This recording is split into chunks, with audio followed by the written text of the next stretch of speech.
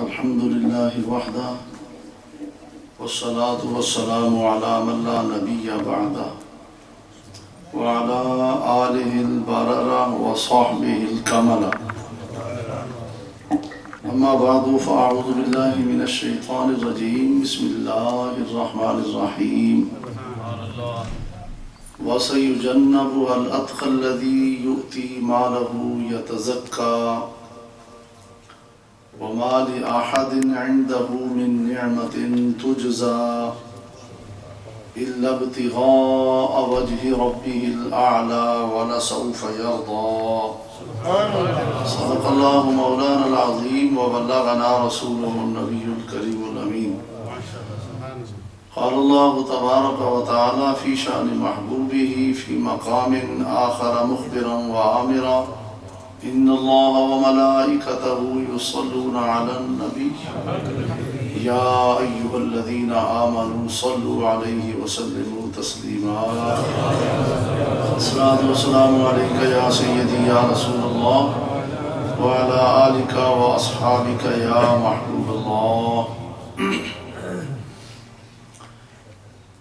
نہایت ہی واجب التعظیم و تکریم علماء اہل سنت، مشائخ کرام اور معزز حاضرین و سامعین کرام، آج کا یہ پروگرام اور یہ جلسہ اس جامع مسجد کے اندر ایک نوجوان تنظیم نے منعقد کر رکھا ہے، اور یہ میں سمجھتا ہوں ان بچوں پر اللہ تعالیٰ کا خاص کرم ہے کہ جو اس گئے گزرے دور میں ان بچوں کے دلوں میں اللہ نے یہ احساس ڈالا ہے کہ مسلک حقان سنت والجماعت کی اشاعت، ترویج اور اس کی بالادستی رہنی چاہیے اور امت کو فتنوں سے بچانا چاہیے۔ وقاص صاحب اور امجد صاحب ان حضرات کے رابطے رہتے ہیں، اور مجھے بھی انہوں نے فون کیا اور یہ کہا کہ بھئی اس طرح کا پروگرام ہے، تو مجھ سے پہلے حضرت علامہ مولانا محمد نبیل عرفانی صاحب خطاب فرما رہے تھے۔ اللہ تعالیٰ ان کے علم میں، عمل میں برکتیں فرمائے اور ہم اہل سنت کو ہوش عطا فرمائے کہ ہم اپنے بچوں کو نبی کریم صلی اللہ علیہ وسلم کے دین کے مبلغ اور محافظ بنائیں۔ ماشاءاللہ یہ بہت ینگ ہیں اور بڑے زوردار طریقے سے بیان فرما رہے تھے، اور ماشاءاللہ ایسے علماء جو ہیں ان کی بڑی ضرورت ہے۔ اہل سنت والجماعت کا کام اس سلسلے میں اگرچہ بڑا سلو، بڑا لیٹ ہے، لیکن چلو جو بھی تیار ہوتے ہیں اللہ تعالیٰ کی خصوصی تائیدات اس کے ساتھ ہوتی ہیں۔ اصل میں بات یہ ہے اہل سنت والجماعت کے تھوڑے علماء بھی زیادہ کام کر جاتے ہیں، اور دوسری طرف سیلاب بھی ہو تو وہ اپنا صرف دفاع تو کر سکتے ہیں، لیکن غلبہ جو ہے یہ پھر بھی اہل سنت ہے۔ اعلیٰ حضرت عظیم البرکت مجدد دین و ملت امام اہل سنت مولانا شاہ احمد رضا خان بریلوی رحمہ اللہ تعالیٰ، وہ اللہ تعالیٰ کی خاص نشانی تھے اور نبی کریم صلی اللہ علیہ وسلم کا عظیم معجزہ تھے۔ ایک اعلیٰ حضرت سرزمین بریلی پر پیدا ہوئے اور دنیا کا رخ بدل دیا۔ کیونکہ ان کو تائید عزدی اللہ تعالیٰ کی خاص تائید حاصل تھی. اعلیٰ حضرت کی کوئی تنظیم نہیں تھی، کوئی جماعت نہیں تھی، کوئی آرگنائزیشن نہیں تھی. ایک اعلیٰ حضرت نے اتنا بڑا کام کیا. تو اللہ تعالیٰ حق کو خود بلند فرماتا ہے، الحق یعلو لا یعلی، حق خود بلند ہوتا ہے، اس کی اپنی اتنی طاقت ہوتی ہے. حق کو کوئی کتنا ہی دبائے وہ نہیں دبے گا، اور وہ بلند ہو کے رہتا ہے. صرف وقتی طور پر پریشانیاں آتی ہیں. اب مسئلہ یہ ہے کہ میں یہ عرض کر دوں کہ برطانیہ میں خصوصی طور پر اہل سنت کے لیے بہت آزمائشیں ویسے ہر جگہ ہیں، پاکستان کے اندر بھی، باقی لیکن برطانیہ میں کئی طرح کی آزمائشیں اہل سنت کے لیے ہیں، اور کئی طرح کے فتنے یہاں کھڑے ہیں. اس کے اندر ہمارے اہل سنت کے لیے میں یہ عرض کروں کہ فتنہ ہے یہ کہ نوجوان نسل بس کچھ تھوڑی ادھر پڑی اور پھر جو ہے وہ عرب میں چلے گئے. اب ان کی پوری طرح حفاظت نہ ہو سکی کہ وہ عرب میں چلے گئے، اور عرب سے جب وہ کچھ پڑھ کے واپس آئے تو انہوں نے کہا کہ بس دین جو کچھ ہے وہ عرب میں ہے اور وہی علماء جانتے ہیں.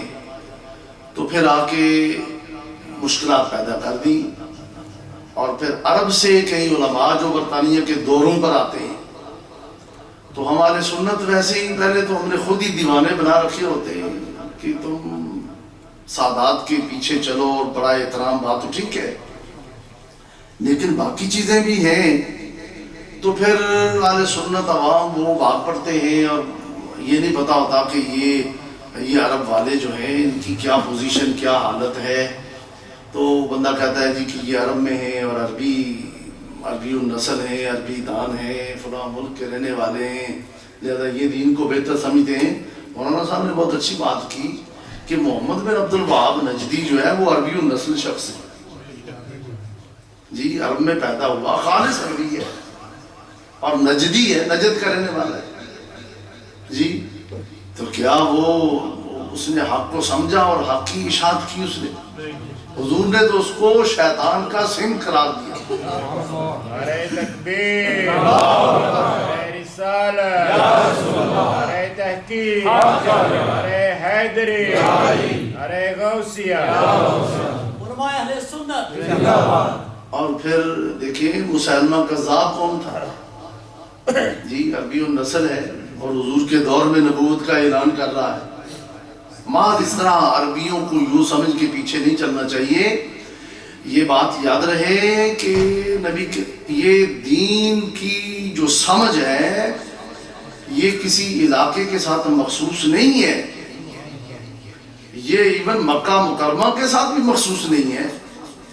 دین کی سمجھ اللہ تعالیٰ جس پر اللہ تعالیٰ حدیث شریف میں آتا ہے مَن یُرِدِ اللَّهُ بِهِ خَیْرًا یُفَقِّهْهُ فِی الدِّین. من یورد اللہ جس کے لیے خیر چاہتا ہے، کوئی بھی ہے، من کوئی بھی جس کے لیے خیر چاہتا ہے. خدا کا بندہ وہ عرب کا ہو، عجم کا ہو، یورپ کا ہو، ایشیا کا ہو، کہیں کا بھی ہو، حضور فرماتے ہیں میرا رب جس کے لیے خیر چاہتا ہے یفقہہ فی الدین، اس کو دین کی سمجھ عطا فرماتے ہیں. نعرہ تکبیر، نعرہ رسالت، نعرہ تحقیق، نعرہ حیدری، نعرہ غوثیہ، نعرہ سنت. اور اس پر مزید میں یہ بات عرض کر دوں کہ یہ بڑی ہوش میں رکھنے والی بات ہے کہ امام الائمہ، سراج الامہ، کاشف الغمہ، حضرت امام اعظم ابو حنیفہ رضی اللہ تعالیٰ عنہ، آپ عربی النسل نہیں ہے، اجمی ہے. تو پورے عرب سے امام جیسا کوئی بندہ سامنے پیش تو کیا جائے. حضرت امام شافعی عربی النسل ہیں اور مطلق درجے کے مجتہد ہیں، لیکن آپ کی فقہ چلتی ہے. آپ فرماتے ہیں کہ پوری روح زمین کے علماء اور ائمہ جو ہیں یہ امام اعظم ابو حنیفہ کے سامنے بچوں کی حیثیت رکھتے ہیں. فقہ کے اندر یہ تمام ائمہ اور علماء ان کے بچے ہیں. امام اعظم کا تو یہ مقام ہے. اور یہ حضور نے فرمایا تھا کہ یہ فارس والے لوگ علم سریا پر ہوگا تو وہاں سے بھی اتار کے نیچے رہے. تو وہ پھر علماء نے فرمایا جو حضور نے اس وقت یہ اشارہ فرمایا تھا کہ سریا ستارے کی بلندی پر اگر علم موجود ہوا تو اس کو فارس کے لوگ لے آئیں گے. فرمایا وہ حضور کا اشارہ امام اعظم ابو حنیفہ کی طرف سے. تو اس لیے اہل سنت والجماعت کے لوگوں کو یہ بڑا خاص دھیان رکھنا چاہیے کہ نئے نئے فتنوں کی زد میں نہ آئیں. اعلیٰ حضرت عظیم البرکت امام اہل سنت مولانا شاہ احمد رضا خان بریلوی رحمہ اللہ تعالیٰ کو اللہ تعالیٰ نے مسلمانوں کے لیے خاص نعمت کے طور پر پیدا فرمایا. اور آپ نے اپنے دور کے اندر دین اسلام کو بڑی اصلی شکل کے اندر صحیح صاف کر کے پیش فرمایا. اور آپ اپنے دور کے مانے ہوئے مجدد برحق 14ویں صدی کے آپ کو مجدد برحق مانا گیا اور عرب کے علماء نے مانا ہے. آپ کیا سمجھتے ہیں میں یہ کہتا ہوں آپ آج عرب کے علماء آ جائیں اور بڑے مرعوب اور بڑے پریشان ہو جاتے ہیں کہ یہ بس دین تو سارا ان کے پاس. ہمیں بتایا جائے کہ حضور اعلیٰ حضرت جب تشریف لے گئے تو اس وقت الدولت المکیہ نے چند آورز کے اندر مکہ مکرمہ میں بغیر کسی کتابوں دیکھے آپ نے تعلیم فرمایا. نعرہ تکبیر، نعرہ رسالت، نعرہ تحقیق، نعرہ حیدری. عرب کے علماء نے اعلیٰ حضرت کی علمی برتری کو تسلیم کیا اور آپ نے جو مسئلہ پیش فرمایا اس کی اعلیٰ حضرت نے ان سے فتویٰ لیا ہے. بتایا جائے اس پر کیا فتویٰ ہے. آج مسئلہ یہ ہے کہ جتنے یہ عرب کے علماء آتے ہیں ان کی پہلے میٹنگز کروایا کریں اپنے اکابر علماء سے. اگر علماء پاس کریں تو پھر ان کے ساتھ رابطہ رکھیں. کسی شیخ طریقت کے بس کی بات نہیں ہے کہ وہ کسی عالم کو پرکھ لے. یہ علماء کا کام ہے. تو علماء سے میٹنگ کروایا کریں اور جب علماء کی کسوٹی پر پورا اترے تو پھر مجھے بتایا گیا کہ یمن سے عالم آتے ہیں اور ان سے کوئی بات کی گئی کہ یہ یہاں مسجدیں بہت ہوتی ہیں اور لوگ کہتے ہیں کہ فلاں مسجد میں نہ جاؤ فلاں میں نہ جاؤ تو کیا. تو ویری شارٹ جواب دیا مولانا نے کہ شہادتین جو بندہ اس کا قائل ہے یعنی 2 گواہیاں دیتا ہے. 2 شہادتین سے مراد کیا ہے؟ اللہ تعالیٰ کی توحید کی گواہی اشہد ان لا الہ الا اللہ وحدہ لا شریک لہ اور رسول اللہ کی رسالت کی گواہی واشہد ان محمد عبدہ ورسولہ. یہ 2 شہادتین ہیں. ان 2 شہادتوں پر جو ایمان رکھتا ہے that's okay وہ بالکل ٹھیک ہے بس وہ ان کو فالو کیجئے. تو میں آپ سے یہ پوچھتا ہوں کہ ان کی خدمت میں یہ بھی گزارش کریں کہ یہ مرزائی جو ہیں یہ بھی شہادتین کو مانتے ہیں. شہادتین کو مرزائی مانتے ہیں بھائی. تو وہ یہی کلمہ پڑھتے ہیں اور ان کے سینٹروں میں چلے جائیں تو باہر بڑے جو ہے وہ بورڈ پہ لکھا ہوتا ہے اصلی کلمہ لا الہ الا اللہ. وہ لکھا ہے آپ دیکھیں جا کے اصلی کلمہ لا الہ الا اللہ محمد رسول اللہ. یہ مرزائیوں نے لکھا ہے. اور مرزائی جو ہے بھائی یہ مرزا کافر ہے متفق علیہ کافر ہے اور اس کو کافر یمن کے علماء نے کہا. مجھے یہ بتائیں مرزا غلام احمد قادیانی کو کافر اور مرزائیوں کو کافر اور دارائے اسلام سے خارج یہ مصر کے علماء نے کہا ہے. یہ یمن کے علماء نے قرار دیا ہے. یہ شام کے علماء نے قرار دیا ہے. یہ مکہ مکرمہ اور مدینہ منورہ کے علماء نے قرار دیا ہے. یہ عرب کے علماء نے قرار دیا ہے. نہیں یہ پاکستان اور ہندوستان کے علماء نے اور پاکستان کی پارلیمنٹ کے اندر امام اہل سنت مولانا شاہ احمد رضا مولانا شاہ احمد نورانی حق و صداقت کی نشانی نے پاکستان کی پارلیمنٹ کے اندر یہ قانون کے طور پر پاس کروایا کہ مرزائی کافر ہیں دار اسلام سے خارج ہیں.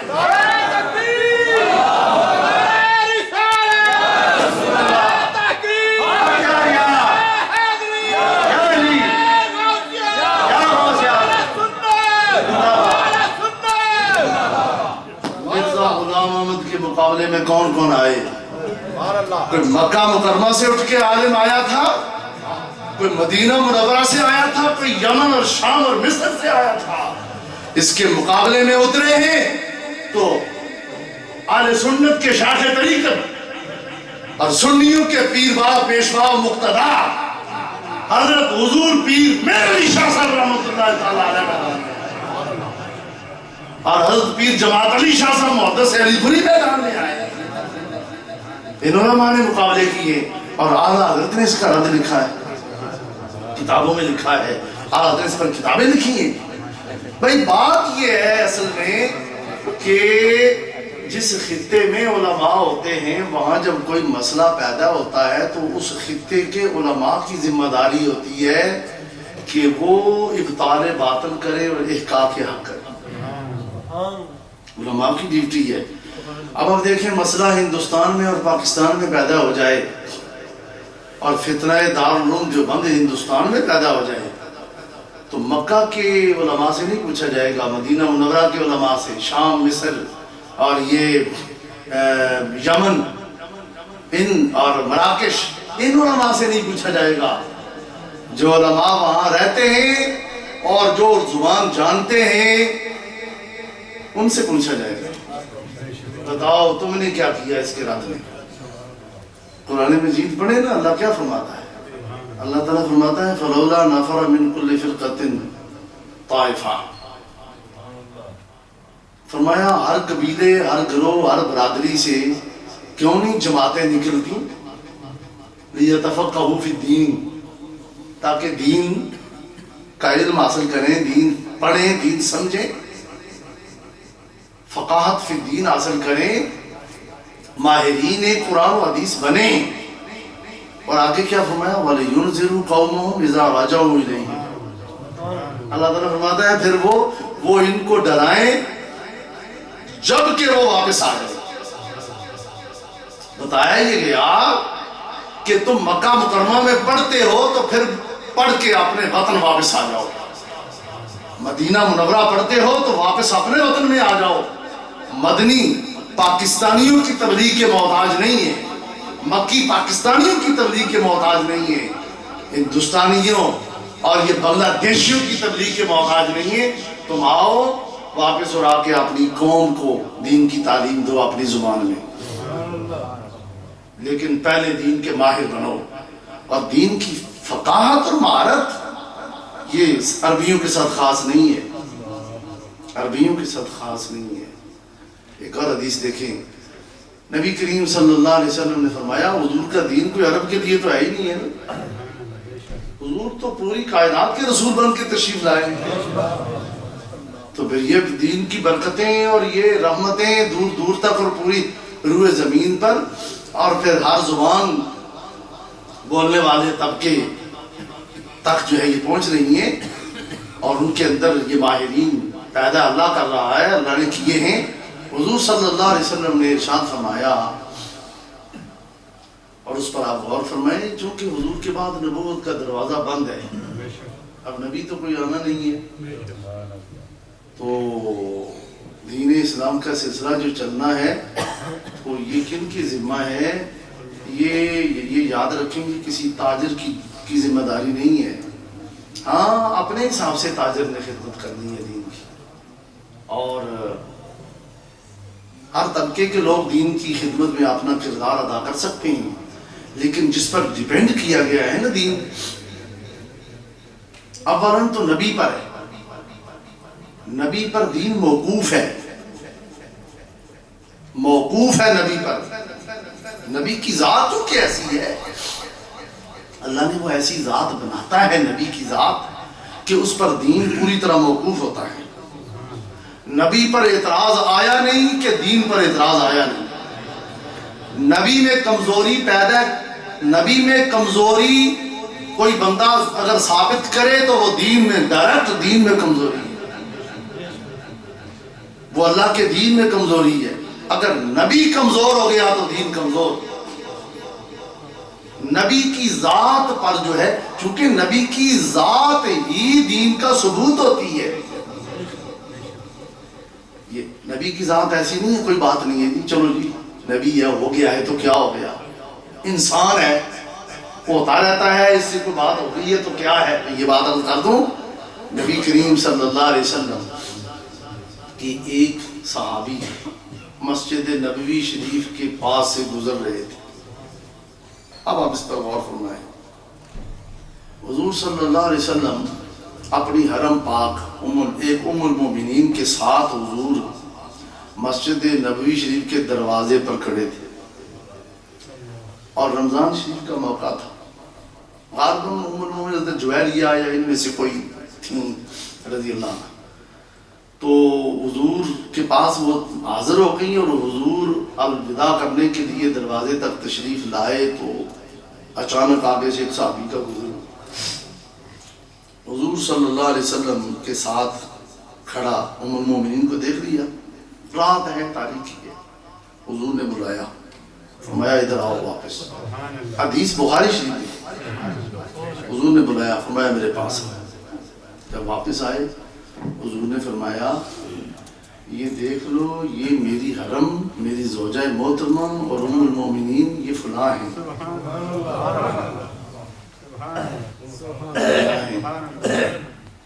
انہوں نے اپنے کانوں کو ہاتھ لگائے، توبہ کی، حضور استغفر اللہ، ہم سوچ بھی سکتے ہیں ایسی بات، کوئی سوچ بھی سکتے ہیں؟ آگے دیکھو حضور نے کیا فرمایا. لوگ اس کو بڑا لائٹ لے لیتے ہیں، لائٹ لے لیتے ہیں، اور یہ لائٹ لینے میں بہت نقصان ہو جاتا ہے، پتہ نہیں چلتا. حضور صلی اللہ علیہ وسلم نے فرمایا میں نے تم کو اس لیے بلایا کہ مجھے پتا ہے کہ تمہارے دل میں تو کوئی ایسی بات نہیں ہے، لیکن شیطان انسان کے اندر اس طرح گردش کرتا ہے جس طرح خون گردش کرتا ہے. شیطان اس طرح انسان پر اپنا وہ تسلط جماتا ہے.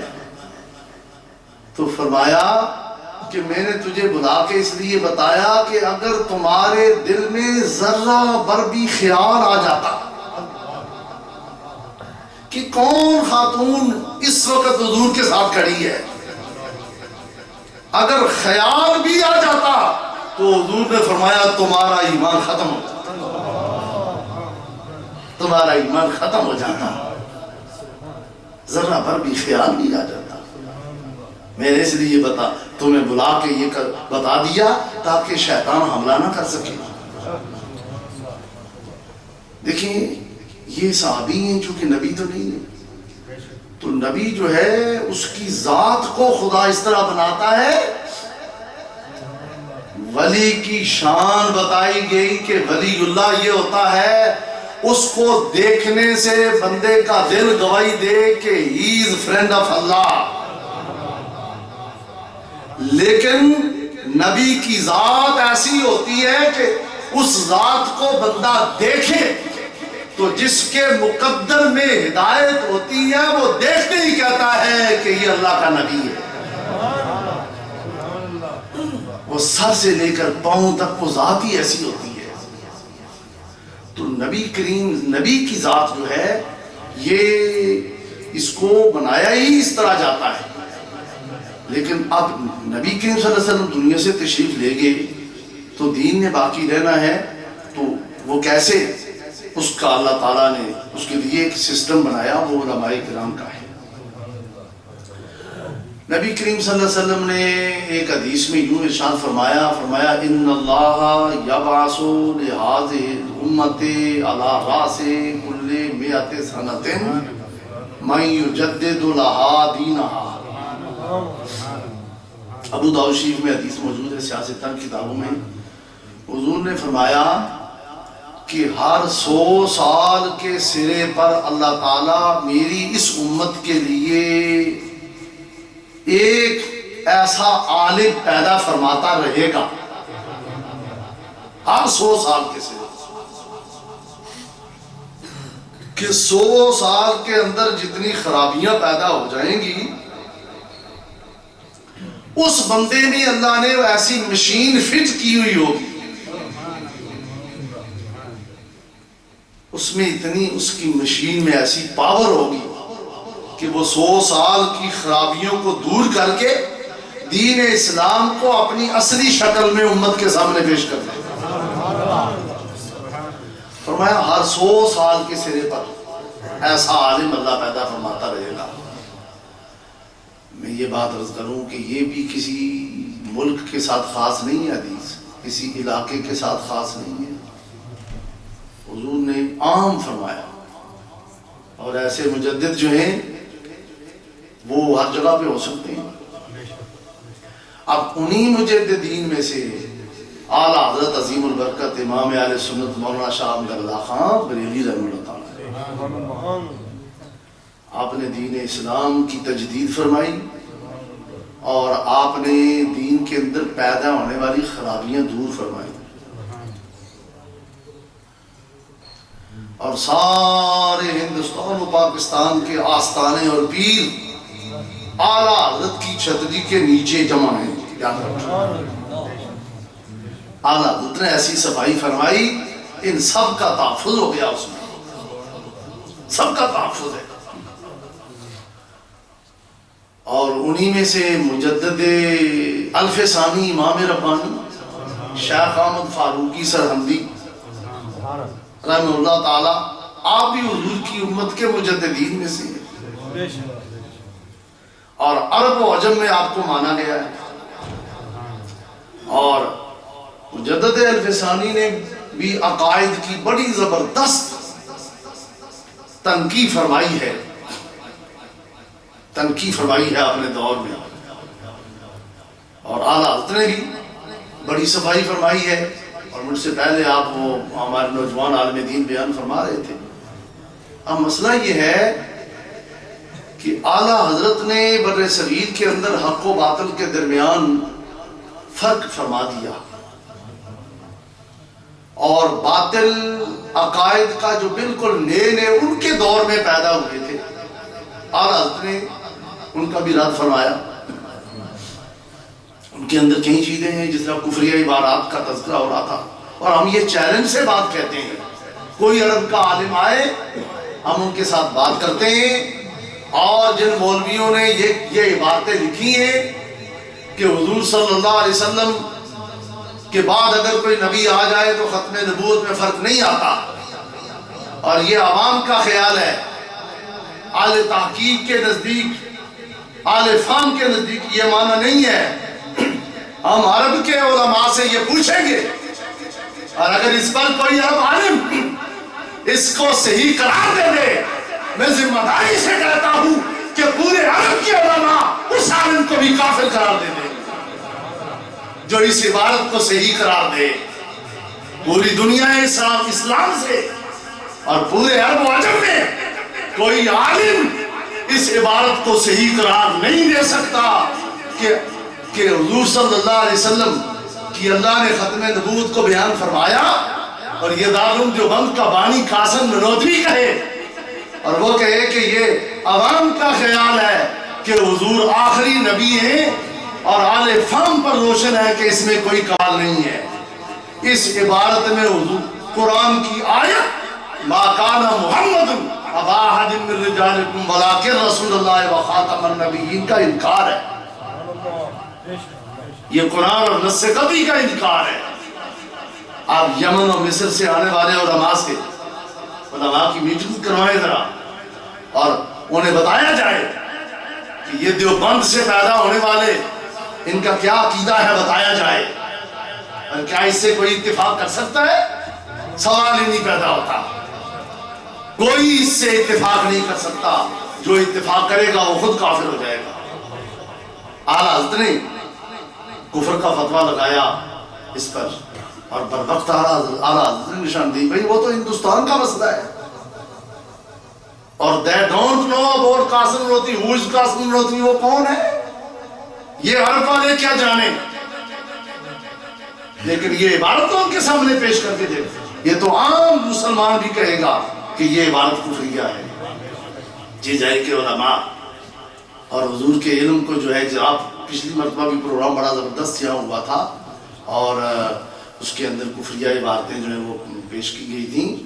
دیکھیں یہ سب حضور کی گستاخیاں اور یہ کفریہ عبارات ہیں، ان سے اتفاق نہیں ہو سکتا۔ اور اس لیے آج اگر آپ کو کوئی عرب سے عالم آ کے تو اس کی تصدیق کر دے اور آپ کو سرٹیفکیٹ جاری کر دے جی کہ دیوبندی اور دے آر رائٹ، تو آپ کہیں گے جی پتہ نہیں ہم یہ اندھیرے میں تھے، یہ ٹھیک ہے مسئلہ، تو پھر تباہ، یہ تباہی ہے۔ اس لیے آپ اپنے سٹیج پر قائم رہیں، اپنے علماء سے رابطہ رکھیں اور اپنے بچوں نئی نسل کو اپنے علماء سے وابستہ رکھیں، ان کے قریب رکھیں تاکہ دین اسلام محفوظ رہے اور یہ بالکل رائٹ وے پر گامزن رہے۔ اور اہل سنت اور جماعت کے لیے کئی فتنے برطانیہ میں خصوصاً میں جہاں آزادی ہے، یہاں کئی فتنے اور بھی ہیں۔ میں یہ عرض کروں کہ اعلیٰ حضرت نے جن جن فتنوں کو دبایا ہے اور رد کیا ہے، میں ذمہ داری سے عرض کرتا ہوں، ہم پاکستان اور ہندوستان کے علماء پر یہ بات واضح کرتے ہیں، اعلیٰ حضرت نے بتائیں ذرا کن کن فتنوں کا رد کیا ہے، ہمارے علماء عقائد نے کن کن فرقوں، باطل فرقوں کا رد کیا، ان کے اندر فرقے جو ہیں وہ انہوں نے نام لے لے کے رد کیا ہے۔ ہمارے علماء عقائد نے جو ہے خارجیہ کا رد کیا، روافظ کا رد کیا، اور دیگر باطل فرقوں کا رد جو ہے وہ ہمارے علماء کرام نے کیا ہے، عقائد نے، اور اعلیٰ حضرت نے باطل فرقوں کا رد کیا۔ اور اعلیٰ حضرت نے جن کا رد کیا، اور پھر اس وقت چونکہ مسئلہ سنیت کے اندر بہت پیدا ہو گیا تھا، دیکھو دارالعلوم دیوبند بہت بڑا فتنہ تھا بھائی، بڑی بہت وہ جامعہ تھا بڑا، اور بڑی وہ جو ہے ایک جو ہے درسگاہ بڑی بہت بڑی تھی، اور ایک طوفان تھا، اور اس طوفان کے آگے کھڑا ہونا پھر اعلیٰ حضرت کا ہی کام تھا، اعلیٰ حضرت کا ہی کام تھا کہ اعلیٰ حضرت نے اس کی بنیاد پر ضرب کاری لگائی کہ دیوبندیوں سنو، دارالعلوم دیوبند کا بانی کفر بول رہا ہے، اور وہ کفر بول گیا ہے اور تمہیں پتا بھی نہیں ہے، اور تم آج تک اسے صحیح مان رہے ہو۔ اعلیٰ حضرت نے اس کفر کی نشاندہی فرمائی، یہ اعلیٰ حضرت کا ہی کام تھا، اور اعلیٰ حضرت نے بروقت جو ہے یہ امت کی جو ہے دستگیری فرمائی، رد کیا اعلیٰ حضرت نے۔ اب یہ لوگ اہل سنت کہلواتے ہیں، تو اہل سنت کے اندر جو ہے یہ فتنہ بہت بڑا پیدا تھا، اندر ہی پیدا ہو گیا تھا، اعلیٰ حضرت نے اس کا رد فرمایا اور سنیت کو صاف کیا۔ اور اسی طرح جو ہے یہ اشرف علی تھانوی کی باتیں، خلیل احمد امیٹھی کی کہ شیطان کا علم حضور کے علم سے زیادہ ہے، اور پھر جو ہے اشرف علی تھانوی کی باتیں کہ حضور کا علم جو ہے یہ تو استغفر اللہ پاگلوں ایوانوں جانوروں کے علم کی طرح ہے جی، یہ ان کی باتیں تھیں، اور یہ سنیت کے بڑے ستون بنے ہوئے تھے یہ لوگ۔ تو اعلیٰ حضرت نے کفر کے فتوے لگائے اور واضح فرمایا کہ یہ تو کفریہ عقیدہ ہے، اہل سنت کا نہیں ہے، اہل اسلام کا نہیں ہے۔ اسی طرح اہل سنت کے اندر رہ کر ایک فتنہ ہے، وہ فتنہ ہے تفضیلیت کا، آپ حضرات کو معلوم ہونا چاہیے، اور اس کو بڑا لائٹ لیا جاتا ہے برطانیہ میں یہ عرض کروں۔ تفضیلیت کیا فتنہ ہے؟ تفضیلیت یہ فتنہ ہے کہ حضرت علی مرتضیٰ شیر خدا رضی اللہ تعالی عنہ کو حضرت صدیق اکبر اور فاروق اعظم سے افضل ماننا، یہ عقیدہ، یہ تفضیل، اور کوئی کچھ بھی نہ کہے، سب کی عظمتوں کو مانے، ٹھیک ٹھاک طریقے سے مانتا ہے، لیکن کہتا ہے افضل سب سے حضرت علی مرتضیٰ شیر خدا ہے۔ اس مسئلے کو جو بندہ پیش کرتا ہے اور جو یہ عقیدہ رکھتا ہے اسے تفضیلیہ کہا جاتا ہے، میں ذمہ داری سے عرض کرتا ہوں، اس کو تفضیلیہ کہا جاتا ہے، اور یہ اہل سنت سے علیحدہ ایک فرقہ ہے، اور اس فرقے کا تفضیلیہ کا اعلیٰ حضرت نے مستقل رد کیا ہے۔ اعلیٰ حضرت نے اس کو لائٹ نہیں لیا، اگر یہ لائٹ ہوتا تو کوئی بات نہیں بھائی، کوئی اگر ایسا مانتا ہے تو کیا فرق ہے بھائی، حضرت علی بھی تو بڑی عظمت والے ہیں، اہل سنت حضرت علی کو شیر خدا مانتے ہیں۔ یہ شیر خدا، آپ کا نام حیدر آپ کی امی جان نے رکھا، فاطمہ بنت اسد نے، حیدر کا معنی ہوتا ہے شیر، لیکن صرف ان کی والدہ تک بات محدود نہیں، پھر رسول اللہ نے ان کو اسد اللہ فرمایا، فرمایا علی جو ہے یہ اللہ کا شیر ہے، اسد اللہ. اور پھر حضور نے لاڈلی صاحبزادی حضرت علی کے نکاح میں دی. بھائی بڑی عظمتیں ہیں حضرت علی کی. ہمارا نور ٹی وی پر اس دفعہ پروگرام حضرت علی کے فضائل سے شروع ہو رہا ہے. یہ عرض کروں حضرت علی اہل سنت کے نزدیک، اہل سنتی تو جانتے ہیں حضرت علی کی عظمت کو، اہل سنتی جانتے ہیں، لیکن میں یہ بات کہوں گا کہ حضور کی اس حدیث کو پیش نظر رکھا جائے. حضور نے فرمایا، حضور نے حضرت صدیق اکبر نے نہیں فرمایا، حضرت فاروق اعظم کو نہیں فرمایا، حضرت علی، حضرت عثمان ذی النورین کو نہیں فرمایا، حضرت علی کو فرمایا. فرمایا علی تیری مشابہت عیسیٰ علیہ السلام کے ساتھ. کیسے؟ حضور نے فرمایا میں وضاحت کرتا ہوں کیسے مشابہت ہے. فرمایا عیسیٰ علیہ السلام کے ساتھ بعض لوگوں نے حد سے زیادہ محبت کی اور ان کو اللہ کا بیٹا کہا، حد سے بڑھ گئے اور اللہ کا بیٹا کہا. اور فرمایا بعض لوگوں نے عیسیٰ علیہ السلام کے ساتھ حد درجے کی دشمنی کی اور ان کی والدہ ماجدہ پر تہمت لگا دی. اور تہمت کا نتیجہ کیا ہے آپ خود ہی اندازہ کر لیں. عیسیٰ علیہ السلام کو کیا کہا وہ، یعنی عیسائی حد سے بڑھ گئے تو اللہ کا بیٹا کہہ دیا، اور یہودی حد سے بڑھ گئے تو ان کی ماں کو استغفر اللہ بدکار کہہ دیا. اور عیسیٰ علیہ السلام کو پھر کیا کہا، کہاں تک بات جا پہنچی. حضور نے فرمایا علی میں ابھی سے بتا کے جا رہا ہوں کہ تمہاری مشابہت ہے عیسیٰ علیہ السلام کے ساتھ.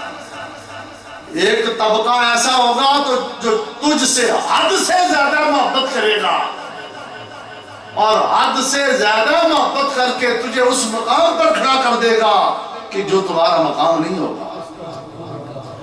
اور فرمایا بعض ایسے لوگ ہوں گے جو اتنی دشمنی کریں گے کہ تجھے جو ہے وہ حد درجے کا دشمنی کا نشانہ بنا دیں گے. میں ذمہ داری سے عرض کرتا ہوں وہ دونوں طبقے تو پائے گے جنہوں نے حد درجے کی محبت کی، تو ایسا طبقہ بھی ہے جنہوں نے حضرت علی رضی اللہ تعالیٰ عنہ کو نبی کریم صلی اللہ علیہ وسلم سے بھی افضل مانا ہے، نبی کریم صلی اللہ علیہ وسلم سے بھی افضل مانا ہے. ماشاءاللہ نعرہ تکبیر، نعرہ رسالت، حضرت علامہ مولانا حافظ عبدالعزیز صاحب نقشبندی. تو حضرت آگے تشریف لائے. ماشاءاللہ حضرات گرامی میں یہ عرض کر رہا تھا کہ حضرت علی رضی اللہ تعالیٰ عنہ کے ساتھ حد درجے کی دشمنی کی تو خارجیوں نے کی، اور حضرت علی رضی اللہ تعالیٰ عنہ کو استغفر اللہ کافر تک کہا، کافر تک قرار دیا حضرت علی کو. اب مسئلہ یہ ہے کہ یہ چار جو حضور کے خلفاء ہیں، یہ چاروں بڑے بلند و بالا خلفاء ہیں، اور ان چاروں کو مرتبے اللہ نے عطا فرمائے، ان کی عمریں اللہ نے متعین فرمائی ہیں. کسی بندے نے عمریں متعین کی ہیں؟ حضرت صدیق اکبر کا پہلے وصال کسی بندے نے متعین کیا، اس کے بعد فاروق اعظم کا، پھر عثمان ذی النورین کا، چوتھے نمبر پر وصال ہے حضرت علی مرتضیٰ کا. ان کی موت و حیات کا فیصلہ اللہ نے کیا اور ان کی خلافتوں کا فیصلہ اللہ نے کیا، اور پھر اسی طرح ان کی فضیلتوں اور مرتبوں کا فیصلہ بھی اللہ نے کیا. ان کے مرتبے متعین اللہ نے کیے، کسی اور نے نہیں کیے. اس لیے ہمارے علماء اہل سنت کو عقیدے پڑھائے جاتے ہیں. میں ذمہ داری سے یہ بات عرض کرتا ہوں اور ہاتھ جوڑ کے بھی کہتا ہوں، خدا را اہل سنت پر کچھ مہربانی کیجئے، کچھ مہربانی کیجئے. ساری زندگی اہل سنت کے پلیٹ فارم پر کھاتے رہیں اور ساری زندگی اعلیٰ حضرت کو امام اہل سنت مانتے رہیں اور مجدد دین و ملت کہتے رہیں اور عظیم البرکت کہتے رہیں، تو پھر کیا وجہ ہے کہ جب کچھ دائرہ وسیع ہو جائے تو پھر وہ پڑے ہوئے عقائد بھی فراموش کر دیے جائیں اور اعلیٰ حضرت کے بیان کردہ عقائد کو بھی فراموش کر دیا جائے. یہ پھر اہل سنت کے ساتھ بہت بڑی زیادتی ہے, بہت بڑی زیادتی ہے. اہل سنت کے عقائد میں کیا آتا ہے؟ شرع عقائد کا مدر اٹھا کے دیکھیں. عقائد نصفیہ فرماتے ہیں افضل البشر بعد الانبیاء ابو بکر الصدیق ثم عمر الفاروق ثم عثمان ذو النورین ثم علی المرتضی. یہ عقائد کی عبارت ہے اور اس پر شرع عقائد لگتی ہے. اور میں یہ ذمہ داری سے کہتا ہوں اسی عقائد کو اعلیٰ حضرت عظیم البرکت نے پڑھا, بلکہ پیچھے جاؤ اسی عقائد کو مجدد الفسانی نے پڑھا ہے اور اسی عقائد کو شاہ عبدالحق محدث دہلوی محقق الاطلاق نے پڑھا ہے اور اسی عقائد کو اعلیٰ حضرت عظیم البرکت امام اہل سنت نے پڑھا ہے. اور پھر باقی علماء تو باقی ہیں. میں ان اکابر کی بات کرتا ہوں, انہوں نے یہ عقائد پڑھے اور آج تک پھر یہی عقائد پڑھائے جا رہے ہیں. اور کہا جائے کہ they are not very important, یہ کوئی ضروری مسئلہ نہیں ہے. ہم پوچھتے ہیں آج آپ کہتے ہیں ضروری مسئلہ نہیں ہے, 1000 سال پہلے سے اس مسئلے کو عقائد والے نے اپنی کتاب عقائد کے اندر درج فرمایا اور یہ بتایا کہ this is very very important for اہل سنت والجماعت. اہل سنت والجماعت کے لیے یہ بہت امپورٹنٹ ہے کہ اس کو پڑھو اور پھر اس کی تبلیغ کرو اور ایسا عقیدہ رکھو. یہ اہل سنت کے لیے ضروری ہے, یہ ضروریات اہل سنت سے ہے یہ عقیدہ رکھنا اس ترتیب سے. اگر کوئی کہے نہیں, میں یہ چیلنج کے طور پر کہتا ہوں ضروریات اہل سنت سے جب کوئی چاہے جہاں چاہے ہم ثابت کرنے کے لیے تیار کہ یہ عقیدہ ضروریات اہل سنت سے ہے. اور اس کے خلاف عقیدہ رکھنے والے کو تفضیلیہ کہا جاتا ہے. اور اعلیٰ حضرت نے جب رد کرنے پر آئے تو وہابیہ, دیابڑا اور فرقہ باطلہ کا جہاں رد کیا, امام اہل سنت نے اہل سنت کو آگاہ کرتے ہوئے آپ نے 1 نہیں 2 نہیں 3 نہیں 7 کتابیں تفضیلیہ کے رد میں لکھی. نعرہ تکبیر, نعرہ رسالت, نعرہ تحقیق, نعرہ حیدری, نعرہ سنت. اعلیٰ حضرت نے 7 کتابیں لکھی ہیں, ذمہ داری سے عرض کرتا ہوں اور میں چیلنج کر رہا ہوں کہ اگر کسی کو اس پر کوئی ڈاؤٹ ہے سرزمین برطانیہ پر جہاں کوئی چاہے بات کر سکتا ہے کہ اعلیٰ حضرت کا مسلک و عقیدہ کیا ہے. اعلیٰ حضرت نے 7 کتابیں لکھی ہیں اس کے رد میں. کتنی کتابیں؟ 7 کتابیں لکھی ہیں اعلیٰ حضرت نے اس کے رد میں کہ جو یہ عقیدہ رکھے کہ حضرت علی حضرت صدیق اکبر سے افضل ہے وہ تفضیلیہ ہے. اور فرماتے ہیں تفضیلیہ شیعہ کی برانچ ہے. اور میں یہ شیعہ کی برانچ ہے تفضیلیہ, اور یہ بڑی موزی مرض ہے. اور میں یہ بات عرض کروں گا اہل سنت پر مہربانی کی جائے. یہ اہل سنت بڑے سادے ہیں, ان کے عقیدے کو پر ڈاکہ نہ ڈالا جائے. ان کے عقیدے کی حفاظت کی ہے تو امام ربانی مجدد الفسانی شیخ احمد فاروقی سرہندی نے کی ہے, اور ان کے عقیدے کی حفاظت کی ہے شاہ عبدالحق محدث دہلوی نے کی ہے, اور حفاظت کی ہے اعلیٰ حضرت عظیم البرکت نے کی. تو ان کی کتابوں کو پڑھ لو. اور میں چیلنج کرتا ہوں مجدد الفسانی کے عقیدے پر مناظرہ کر لو, شیخ عبدالحق محدث دہلوی کے عقیدے پر مناظرہ کر لو, اعلیٰ حضرت کے عقیدے پر ٹی وی پر مناظرہ کر لو. ہم بتائیں گے کہ اہل سنت کا عقیدہ کیا ہے کہ تفضیلی اہل سنت سے خارج ہے. نعرہ تکبیر,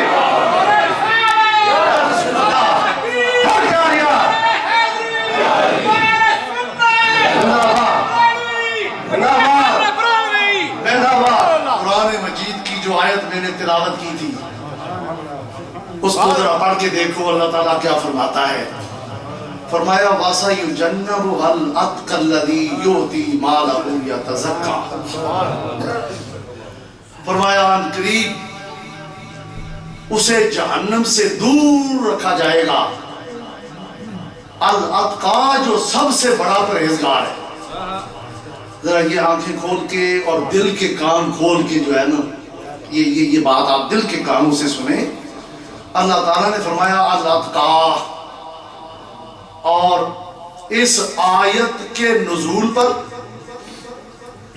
تمام مفسرین نے لکھا، اور میں ایک ایک جملے پر چیلنج کو پھر دہراتا ہوں۔ آپ مجدد الفسانی رحمہ اللہ کے مکتوبات اٹھا کے دیکھو، میرے پاس موجود ہیں۔ آپ فرماتے ہیں مفسرین کا اتفاق ہے کہ یہ آیت صدیق اکبر کے حق میں نازل ہے۔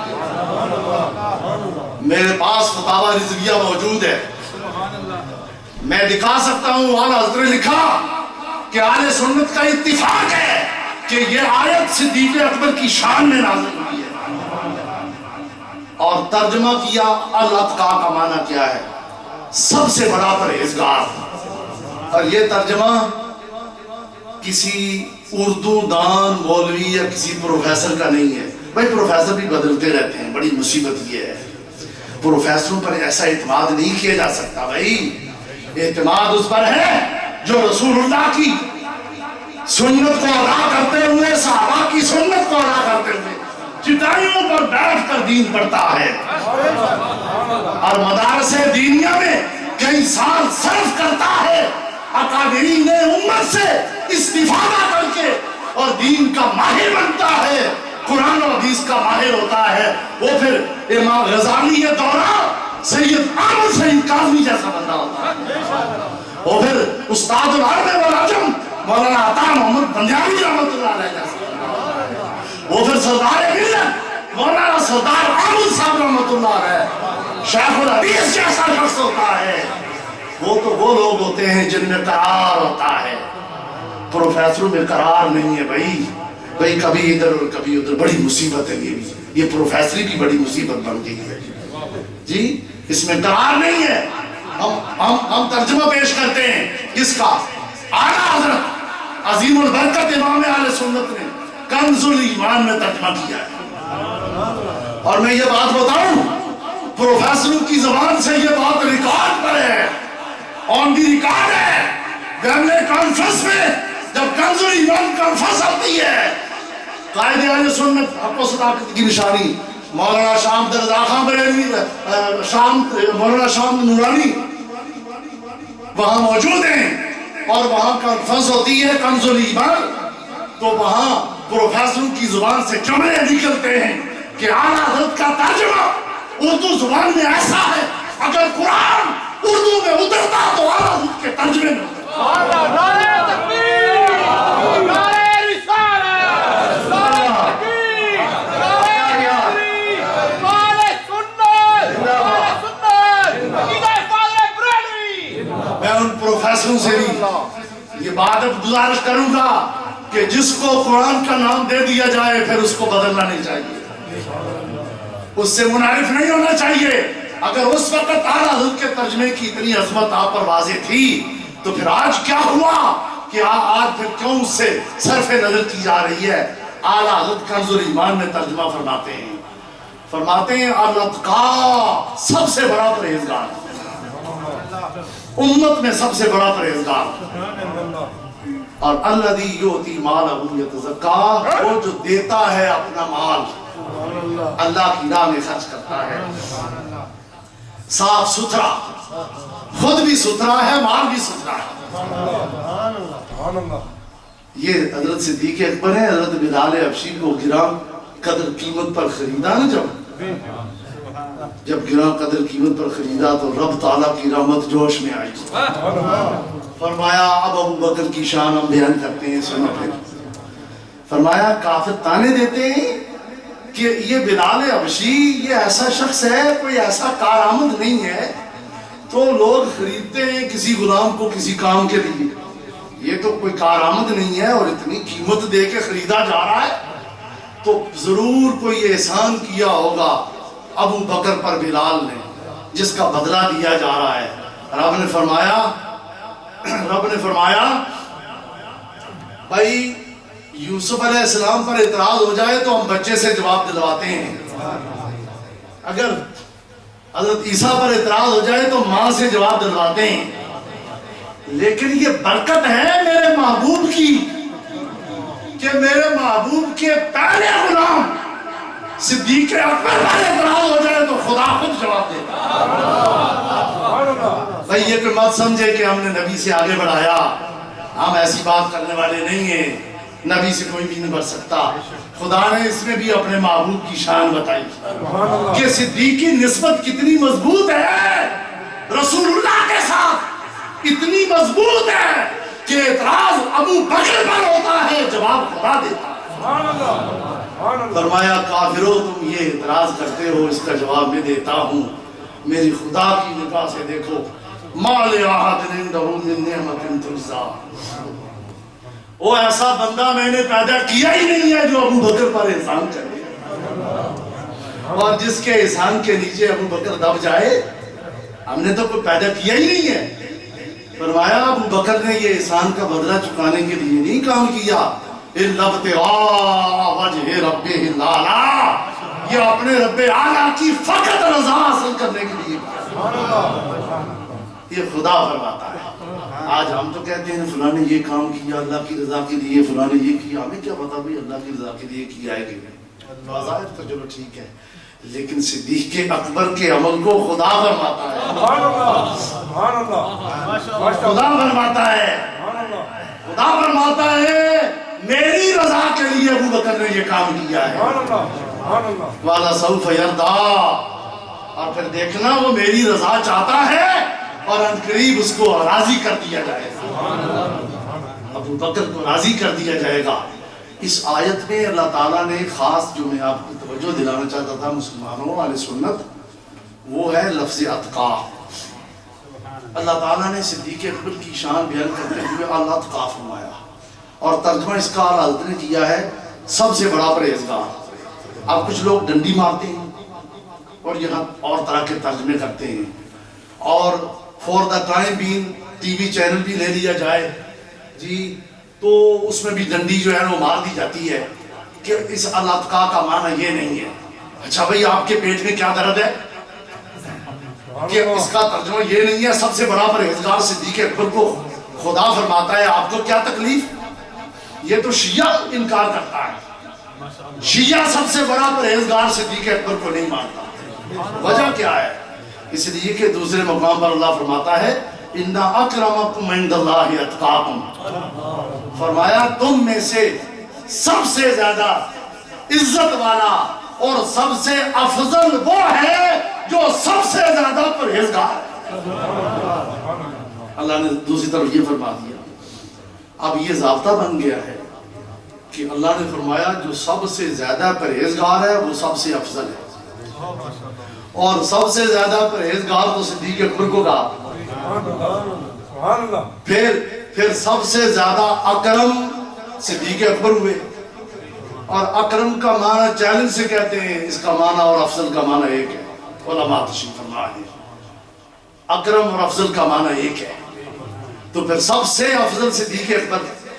اب بھائی وہ کالے لوگوں کو تو پرابلم ہو سکتی ہے، اور جو یہ دعویٰ رکھتے ہیں ہم اہل سنت والجماعت ہیں اور ہم تو نورانی لوگ ہیں اور حضور کا نور ہمیں ملا ہے اور ہمارے چہرے قیامت کے دن نور سے چمک رہے ہوں گے، تو ان پر تو واضح ہے کہ سب سے بڑا پرہیزگار صدیق اکبر ہے، انہیں تو کوئی پرابلم ہی نہیں ہے۔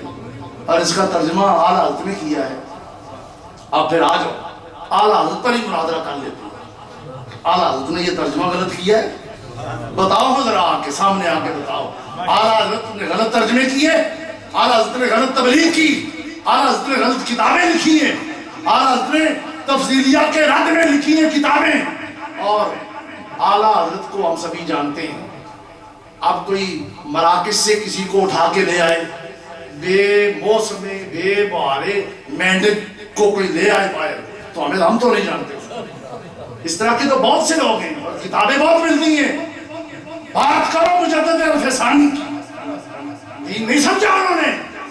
اور بات کرو شیخ عبدالحق محدث دہلوی کی، اور بات کرو پھر اعلیٰ حضرت عظیم البرکت کی کہ دودھ کا دودھ پانی کا پانی کر دیا. اب کوئی بگاڑے اس کو تو یہ بگڑ سکتا ہے. اعلیٰ حضرت نے اسی کو، اسی دین کو اور اسی عقیدے کو پیش فرمایا جو صحابہ کا تھا، جو رسول اللہ نے دیا تھا. اعلیٰ حضرت نے اپنی طرف سے کوئی تشریح نہیں کی، اور مجدد الفسانی اور شاہ محقق نے اپنی طرف سے نئی چیز کوئی نہیں پیش کی. انہوں نے وہی عقیدہ پیش کیا جو رسول اللہ نے دیا، جو صحابہ نے دیا، جو تابعین نے دیا، اور جو ائمہ اربعہ نے فرمایا. وہی عقیدہ ان بزرگوں نے صاف کر کے پیش کیا. اور مجدد الفسانی مکتوبات شریف میں فرماتے ہیں ائمہ اربعہ کا اتفاق ہے کہ حضرت صدیق اکبر انبیاء کرام کے بعد سب سے افضل ہے. میں بھائی ذمہ داری سے یہ باتیں ہم دکھا سکتے ہیں.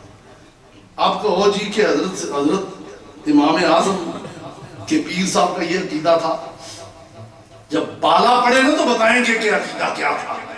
امام اعظم نے، آپ کی فقہ اکبر مستقل کتاب ہے، آپ نے اس کے اندر واضح فرما دیا کہ افضل البشر بعد الانبیاء ابو بکر ثم عمر ثم عثمان ثم علی.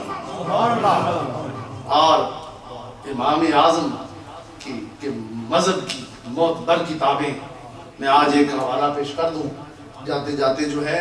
یہ اس کا حوالہ میں اس لیے دے رہا ہوں کہ کسی کو جب شوق ہو تو وہ بات کر سکتا ہے کہ امام اعظم کا عقیدہ کیا ہے اس مسئلے میں. اور یہ کوئی ویری لائٹ چیز نہیں ہے، اس کو آپ اہل سنت لائٹ نہ لیں کہ اس کے اندر جو ہے یہ حضرت علی کی تنقیص نہیں ہے، اپنے مقام پر رکھ کے ماننا یہ تعظیم ہے صحابہ کی، یہ تعظیم ہے صحابہ کی. اور اگر حضرت علی کو آگے لے جاؤ گے حضرت صدیق اکبر سے تو صدیق اکبر کی توہین ہو جائے گی اس میں. یہی تو بات ہے. علامہ عبدالعزیز براوی فرماتے ہیں کہ شیعہ لوگ جو ہیں ان کی پہلی سیڑھی، پہلا سٹیپ ان کا جو ہے وہ یہی ہے کہ افضلیت اس کو لیتے ہیں کہ حضرت علی کو افضل ثابت کرو نا سب سے، تو پھر کہنا کہ دیکھو جی جو افضل ہوتا ہے خلیفہ اسی کو بنانا چاہیے. تو بڑا کام خراب ہوا ہے کہ پھر دیکھو نا افضل کو چھوڑ دیا اور صدیق اکبر کو خلیفہ بنا دیا. پھر وہ کہتے ہیں کہ سارے صحابہ باقی کو وہ بھی رگڑے گئے استغفر اللہ. بھائی صدیق اکبر کو کس نے خلیفہ بنایا؟ وہ تو 1,00,000 کئی ہزار صحابہ نے بنایا، اتفاق سے بنایا ہے، اجماع سے بنایا ہے، انصار و مہاجرین نے بنایا ہے، عشرہ مبشرہ نے بنایا ہے، اصحاب بدر نے بنایا ہے، اور صاحب بیعت رضوان نے بنایا ہے. حضور کے سارے صحابہ نے بنایا ہے. اور حضور کے سارے صحابہ کا فیصلہ غلط اور تمہارا فیصلہ صحیح. تمہیں پتا تھا کہ افضل کون ہے کہ حضور کے صحابہ کو پتا تھا افضل کون ہے جی. تو افضلیت وہ کہتے ہیں جی کہ یہ بڑا ظلم اور زیادتی ہوگی، اور پھر سارے ظالم قرار پائے. اب آپ دیکھیں اگر ابو بکر صدیق، عمر فاروق، عثمان غنی ظالم ہیں تو پھر اور انصاف والا کون جی. تو یہ ان کے بنیادی چیز ہے بھائی، افضل مانو پہلے. تو جو اہل سنت کے اندر رہتے ہیں ان کے پیٹ میں کیا مروڑ پڑتا ہے، تم کیوں اس طرح کرتے ہو؟ ضرور کچھ نہ کچھ ملتا ہے تمہیں کھانے کے لیے، تبھی کچھ یہ حق ادا کیا جا رہا ہے. ورنہ تفضیلیت کا تمہیں کیا پڑا ہے؟ تمہیں کیا پڑا ہے؟ اگر تم کہو جی ٹھیک ہے جو افضل مانتا ہے وہ ٹھیک ہے، وہ تو یہ بھی کلیم کرتے ہیں کہ افضل کو خلیفہ نہ بنانا ظلم ہے اور سب صحابہ نے ظلم کیا. وہ تو یہ بھی کلیم کرتے ہیں، مانو اس کے ساتھ یہ بھی کہو نا. اور باقی جو ہے یہ رقیق عملے یہ بھی جاتے ہیں. تو دیکھیں مسئلہ یہ ہے کہ اپنے مقام سے ہٹاؤ گے تو پھر ظلم ہوگا. حضرت علی حضور نے فرمایا کہ آدر الحق مع علی انہو حیث دار، فرمایا جہاں میرا علی ہوگا وہیں حق موجود ہوگا. حق علی کے ساتھ ساتھ پھرتا ہے، یہ رسول اللہ فرماتے ہیں. تو ہم کہتے ہیں حضرت علی صدیق اکبر کی بیعت بھی کرتے ہیں اور پیچھے نماز بھی پڑھتے ہیں، بتاتے ہیں حق یہ ہے ابو بکر آگے ہو اور علی پیچھے ہو، ابو بکر خلیفہ ہو اور علی اس کا نائب اور اس کا مشیر ہو۔ تینوں صحابہ کو کی بیعت کی حضرت علی نے، حضرت علی تو مرید ہیں ان کے، ان تینوں کے مرید ہیں، اور یہ تینوں شیخ طریقت ہیں علی مقتدی رضی اللہ عنہ۔ تو حضرت علی نے تو ان کو اپنا پیر مانا ہے، اور تم یہ باتیں کرتے ہو۔ تو حضور نے فرما دیا علی جہاں جہاں ہوگا وہیں حق ہوگا۔ تینوں کے پیچھے رہ کے حضرت علی نے بتایا تینوں کی خلافتیں حق ہیں اور علی کا پیچھے رہنا حق ہے۔ ورنہ حضرت امیر معاویہ کے اس مسئلے میں حضرت علی کا ٹکراؤ نہ ہوتا بھائی۔ اگر یہ سنا کرنے والے ہوتے ہیں نا حضرت علی، تو حضرت امیر معاویہ بھی تو شام کے گورنر تھے، اور کتنا دبدبا تھا بھائی، بڑی فوج اور بڑا کچھ تھا۔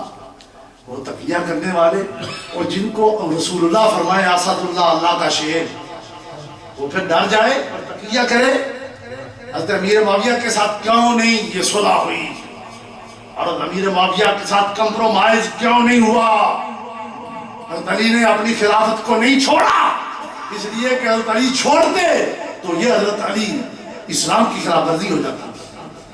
حضرت علی کی خلافت حق تھی، آپ حق پر ڈٹے رہے، اور اگر ان خلفائے ثلاثہ کے ہوتے ہوئے حق علی کا ہوتا تو کبھی یہ شیر خدا ابو بکر سے نہ گھبراتا، عمر فاروق سے نہ گھبراتا، علی عثمان ذی النورین سے نہ گھبراتا رضی اللہ عنہ۔ تو بات یہ ہے کہ اب یہ کہنا کہ امام اعظم کا یہ عقیدہ ہے، یہ بات میں آپ کو بتا دوں، امام اعظم کا عقیدہ یہ ہے کہ جو حضرت علی کو فضیلت دے صدیق اکبر اور فاروق اعظم پر، وہ اہل سنت سے نہیں۔ ذمہ داری سے عرض کر رہا ہوں، یہ فتح القدیر شرح ہدایہ ہے، بہت بڑی اہم کتاب ہے یہ فقہ حنفی کی، جس کو عرب و عجم میں لوگ مانتے جانتے پہچانتے ہیں، یہ نہیں کہ اس کتاب کو کوئی جانتا نہیں ہے۔ آپ فرماتے ہیں کہ رویہ ان ابا حنیفہ رحمہ اللہ تعالی سئل عن مذہب اہل سنت والجماعت۔ میں یہ عبارت پڑھ رہا ہوں، حضرت امام ابو حنیفہ پر یہ الزام دینا کہ وہ حضرت علی کو افضل مانتے تھے یا ان کے شیخ طریقت مانتے تھے، افتراء بہتان ہے، اور شیعہ کی روایات ہیں غیر معتبر روایات ہیں، اور ایسی کتابوں سے کہ اس کتابوں کے مصنف خود متہم بالرفق ہیں۔ یہ اہل سنت کی بہت بڑی کتاب ہے، دنیا اہل سنت میں کوئی ہاتھ پکڑا کر کے بتائے کہ یہ اہل سنت کی بہت بڑی کتاب نہیں ہے۔ امام ابن حمام صاحب فتح القدیر فرماتے ہیں امام ابو حنیفہ سے پوچھا گیا مذہب اہل سنت والجماعت کے بارے میں، تو آپ نے فرمایا ان تفضل الشیخین یعنی ابا بکر و عمر علی سائر الصحابہ رضی اللہ عنہم اجمعین، فرمایا مذہب اہل سنت یہ ہے کہ صدیق اکبر اور فاروق اعظم کو مطلقاً تمام صحابہ سے افضل ماننا۔ ان تفضل الشیخین، ان کو مطلقاً افضل مانا جائے، یہ اہل سنت والجماعت کا مذہب ہے۔ اور فرمایا وَأَن تُحِبَّ الْخَطَنَيْن یعنی عثمان و علی، حضرت علی اور حضرت عثمان ذی النورین سے دل سے محبت کی جائے۔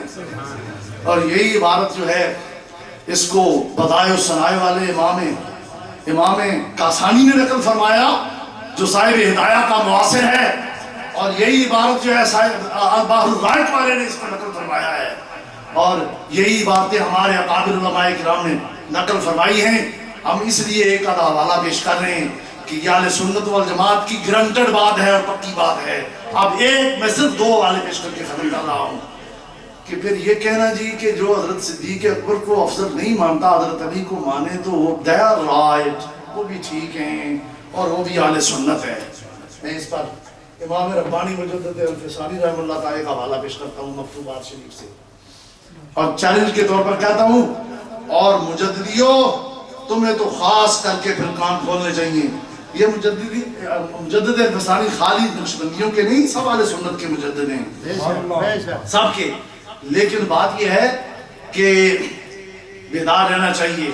اگر مجدد الفسانی کا عقیدہ غلط ہے تو سارے مجددیوں کا عقیدہ غلط ہے، اور اس لائن میں دیکھیں کتنے کتنے صوفیاء اور اولیاء کرام ہیں، پھر ان کا عقیدہ غلط ہے۔ وہ کیا فرماتے ہیں؟ آج اگر کوئی روایات ادھر سے ادھر سے لائی جاتی ہیں، ان روایات کا آپریشن اعلیٰ حضرت نے کر دیا ہے، وہ کوئی چھپی ہوئی نہیں ہے، یہ کوئی نئی چیز نہیں منظر عام پر لائی گئی، یہ سب شیعہ کی روایات ہیں، سب شیعہ کے دلائل ہیں، आले सुन्नत के नहीं है। इनको आला हज़रत ने देख लिया था, आला हज़रत से पुशीदा रही बात। ऐसे ही आला हज़रत कहा जाता है, आला हज़रत, आला हज़रत, आला हज़रत। वो बड़े हज़रत, बड़े हज़रत, बड़े हज़रत। वो जिनको पता ही नहीं चला कि जो हज़रत अली को अफजल माने वो भी सुन्नी रहता है, और वो कैसे आला हज़रत हो गए? आला हज़रत वो कैसे? और जो 1000 साल का मुजद्दिद है उसको पता ही नहीं चला कि जो हज़रत अली को अफजल मानता है सिद्दीक़ अकबर से दे आर राइट, वो ठीक है। 1000 साल के ऐसे ही मुजद्दिद, अगर इस तरह के मुजद्दिद हो गए तो फिर तो इस्लाम का जो अल्लाह ही हाफ़िज़ हो गया ना जी। मुजद्दिद अल-फ़सानी क्या फरमाते हैं, मकतूबा शरीफ मेरे हाथ में है, आप फरमाते हैं कसे के हज़रत अमीर रा अफजल अर हज़रत सिद्दीक़ गोयत अर जरगाए अहले सुन्नत में पर आया। अब इसका तर्जुमा सुनो और फिर अब आपका दिल बाग हो जाए। अब आओ ना टीवी पे और कहो कि मुजद्दिद अल-फ़सानी रॉन्ग और वो बातिल, इसका अकीदा बातिल है। मुजद्दिद अल-फ़सानी को ये किताबें तो हमारी सामने नहीं आई थी। मुजद्दिद अल-फ़सानी तो वो है कि जिनको पढ़ने की जरूरत नहीं है। किताब आप हिंदुस्तान में हो, किताब मक्का में हो, किताब मदीना में हो, किताब यमन में हो, तो मुजद्दिद आप सरहद में बैठ के वहां मुताला कर सकते हैं। तकबीर, नाराए रिसालत, नाराए तहकीक, नाराए हैदरी, नाराए गौसिया और हमारे अहले सुन्नत, जिनके सामने लोहे महफूज होता है, उनके सामने हक फिर पीछे रह जाए। और किसी आलम रब्बानी ने ये बात लिखी हो और बात कुरान हदीस इजमा और शरीयत के मुताबिक हो और अब मुजद्दिद अल-फ़सानी पर आश्कार न हो, उस मुजद्दिद अल-फ़सानी ने लोहे महफूज का क्या मुताला करना है? इनसे तो लोहे महफूज नहीं छुपा रहता। लेकिन चलो जी, अगर तुम कहो जी करामत की बातें हम नहीं मानते, दादिल्लाह शरिया में हम कहते हैं इसमें तुम नहीं मानते। हज़रत मुजद्दिद अल-फ़सानी ने क्या फरमाया? आपने फरमाया जो हज़रत अली को फजीलत देता है, सुनो और अपने मशाइख को देखो, परखो, उनके अकीदे इस तरह के हैं तो ठीक है, वरना उनकी बैत खत्म कर दो, आले सुन्नत में वापस आ जाओ। मुजद्दिद अल-फ़सानी का ये अकीदा है और आप तमाम पीरों को सबक दे रहे हैं। फरमाया कि कोई बंदा हज़रत अली को हज़रत सिद्दीक़ अकबर पर फजीलत दे तो फरमाया आले सुन्नत वल जमात से खारिज है। आपकी समझ में बात आई? फरमाते हैं जो हज़रत अली को फजीलत देता है हज़रत सिद्दीक़ अकबर पर, वो आले सुन्नत से खारिज है। अब हज़रत अली के मर्तबे को हज़रत मुजद्दिद अल-फ़सानी से बेहतर कौन जानता है? बेहतर कौन जानता है? आप ये हाथ बंदी फरमा रहे हैं इसलिए भाई आप मुहाफिज हैं मिल्लत इस्लामिया के, तो ये इसलिए फरमा रहे हैं कि कहीं आगे बढ़ के अपनी सुन्नियत को खत्म ना कर बैठे जी। अच्छा, इन पर तो अगर तुम जो है ये आलम साहब की बात है, शुक्र की नहीं होश की बात है, ये कोई ऐसी बात नहीं है। लेकिन आगे चलो ना, आला हज़रत को फिर क्या हो गया भाई? अब देखो हज़रत मुजद्दिद साहब पर ये बात कह रहे हैं कि देखो जी मुजद्दिद साहब ने जो है ये फरमाया, तो ये मुजद्दिद साहब ने कोई शुक्र में बात कह दी होगी। और आला हज़रत को तो इमाम अहले सुन्नत माना जाता है, मानते हैं। हम उनसे पूछते हैं कि आला हज़रत क्या फरमाते हैं? आला हज़रत को भी शुक्र ही हो गया था जी। अल्लाह अकबर। आला हज़रत का फतावा रिज़िया देखो, आला हज़रत का जो है वो तहकीक, आला हज़रत ने ये तो बताया कि जो है सुन्नी कौन है और ये गैर सुन्नी कौन है। और कोई बंदा जो है पाकिस्तान के तमाम मदारस के मोहतरमों से भी गुजारिश करूंगा कि आला हज़रत के नाम पर मदरसे कायम किए और वहां पढ़ाते रहे। आज अगर आला हज़रत के मसरक से कोई गद्दारी की गई तो हम ये कहेंगे कि उन मदारस के ऊपर से आला हज़रत के नाम के ये जो है ये जितने तुमने लगा रखे हैं ये सारे के सारे ये तमाम उतार दिए जाएं। आला हज़रत के मसरक के साथ गद्दारी नहीं होने दी। आला हज़रत क्या फरमाते हैं? जो रज़वी है और रज़वी कहलाता या मदरसा रिज़वी है वो होश करें और आले सुन्नत वल जमात के अकीदे की सही हिफाजत करें जो आला हज़रत ने تعلیم دی ہے اس کا خیال رکھیں. مولانا سردار احمد صاحب رحمۃ اللہ نے یہ تعلیم دی ہے کہ اعلیٰ حضرت کے خلاف چلنا. اعلیٰ حضرت عظیم البرکت مطلع القمرین جو 7 کتابیں لکھی ہے رت میں، ان میں سے ایک مطلع القمرین ہے تفسیریہ کے رت میں. اعلیٰ حضرت اس میں فرماتے ہیں کہ دیکھو، فرماتے ہیں اجماع صحابہ و تابعین و کافہ اہل سنت کا جو خلاف کرے، سنتے جائیں، یعنی آپ کو سنی جانے اے عزیز، جیسے تمام ایمانیات پر یقین لانے سے آدمی مسلمان ہوتا ہے. یہ 2 شہادتوں والی بات نہیں ہے. تمام ایمانیات پر ایمان لانا پھر بندہ مسلمان ہوتا ہے. اور ایک کا انکار کافر اور مرتد کر دیتا ہے. کلمہ پڑھتا رہے، ایک ایمانیات میں سے کسی ایک کا کفر انکار کر دے تو کافر اور مرتد ہو جاتا ہے. فرماتے ہیں اسی طرح سنی وہ جو تمام عقائد اہل سنت میں ان کے موافق ہو. سنی کون ہے؟ جو تمام عقائد میں اہل سنت کے موافق ہو، ان کے مطابق ہو. اگر ایک میں بھی خلاف کرتا ہے، ہرگز سنی نہیں بدعتی ہے. ہرگز سنی نہیں بدعتی ہے جو اہل سنت کے عقائد کے خلاف کرتا ہے. فرماتے ہیں اسی لیے علماء دین تفضیلیہ کو سنیوں میں شمار نہیں کرتے.